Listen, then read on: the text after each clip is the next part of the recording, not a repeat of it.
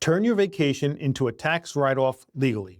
If you don't know me, I'm Craig Cody. I'm a CPA and I specialize in accounting and tax strategy, and I help agency owners keep more of what they make by actually understanding how the tax code works. Today, I'm going to show you how to legally turn your next vacation into a tax deduction. What if I told you your next vacation, yes, even a luxury one, could be tax deductible? Not a loophole, not a hack, just knowing the rules. When you convert a personal trip into a legitimate business trip, your transportation can become 100% deductible. We're talking flights, hotels, and even high-end travel. And depending on your tax bracket, that could mean a 30 to 60% discount funded by the IRS. But you have to do it correctly. Let's break down the 5 rules that actually matter. There are 2 buckets of expenses when you travel. Transportation, and this is all or nothing. If the majority of your trip is business, you deduct 100% of your travel. If not, you deduct 0. And living expenses, day-to-day, hotels, meals. This is only deductible on business days, so this is really about structuring the trip the right way. So there are 5 rules. Rule number 1 is the profit motive.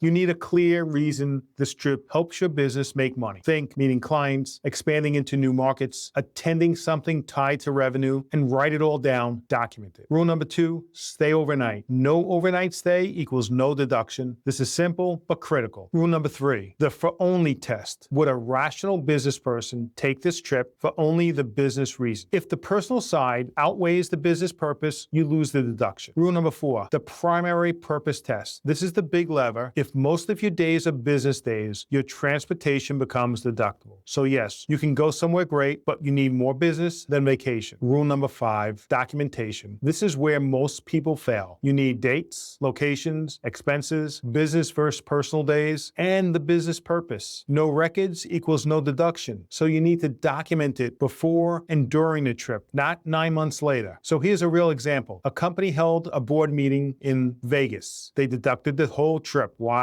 Because the business activity justified the travel, and they spent more than 4 hours a day on business. But another business owner took clients to the Super Bowl, denied, because it was primarily entertainment, not business, and entertainment is not deductible. Here's how you actually use this. Plan real business activities, make business days the majority, tie everything to revenue or growth, and keep clean documentation. It's not about pushing limits, it's about being intentional. Being intentional is planning. So next time you plan a trip, don't just ask where you're going, ask how do I structure this so it benefits my business? Because if you do it right, you're not just taking a vacation, you're taking a tax optimized one. If you want more strategies like this, real tax planning, not surface level advice, subscribe to the channel. If you want help applying this to your situation, reach out to us.